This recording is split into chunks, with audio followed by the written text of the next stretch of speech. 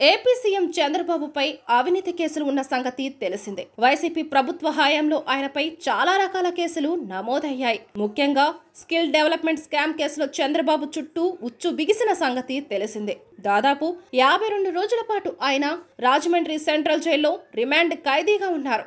అనారోగ్య కారణాలతో ఆయనకు బెయిల్ లభించింది. ఇప్పటికీ ఆయన బెయిల్ పైనే ఉన్నారు. మరోవైపు స్కిల్ డెవలప్మెంట్ స్కామ్ కేసుల నిబంధనలు పాటించలేదని చెబుతూ కేసు పూర్తిగా కొట్టివేయాలని కోరుతూ సుప్రీంకోర్టులో చంద్రబాబు క్యాష్ పిటిషన్ వేసిన సంగతి తెలిసిందే. దీనిపై ఇప్పటికే వాదనలు పూర్తయ్యాయి. తీర్పు రిజర్వ్ అయింది. ఈ ఎన్నికల్లో వైసీపీ గెలిచి ఉంటే చంద్రబాబుపై కేసుల ఉధృతి పెరిగేది. ఇప్పటికే నమోదు చేసిన కేసుల విషయంలో సిఐడి పట్టు బిగించేది. కానీ వైసీపీ ఓడిపోయింది. తెలుగుదేశం పార్టీ అధికారంలోకి వచ్చింది. దీంతో చంద్రబాబుపై నమోదైన కేసులన్నిటినీ సిఐడి వెనక్కి తీసుకునే అవకాశాలు ఉన్నాయి.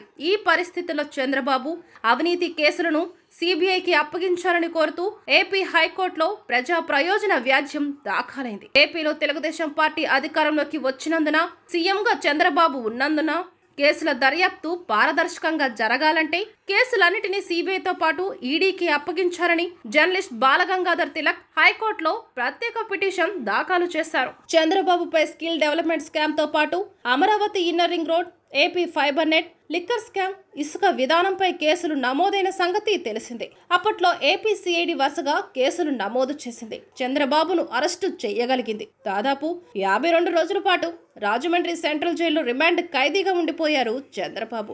అయితే ఈ కేసుల్లో బెయిల్ కంటే కొట్టివేతకే చంద్రబాబు ఎక్కువగా ప్రయత్నించారు. అందుకే కోర్టులో బెయిల్ వచ్చేందుకు జాప్యం జరిగింది. అయితే టీడీపీ అధికారంలోకి వస్తే ఈ కేసుల విషయంలో సిఐడి డ్రాప్ అవుతుంది. ఈ విషయం అందరికీ తెలిసిందే. అందుకే సిఐడి కేసులు వెనక్కి తీసుకోకముందే కేసులను సిబిఐకి అప్పగించాలని ప్రజా ప్రయోజన వ్యాజ్యం దాఖలు కావడం మాత్రం ప్రాధాన్యత సంతరించుకుంది. దీని వెనుక రాజకీయ ప్రభావం ఉన్నట్లు తెలుస్తోంది.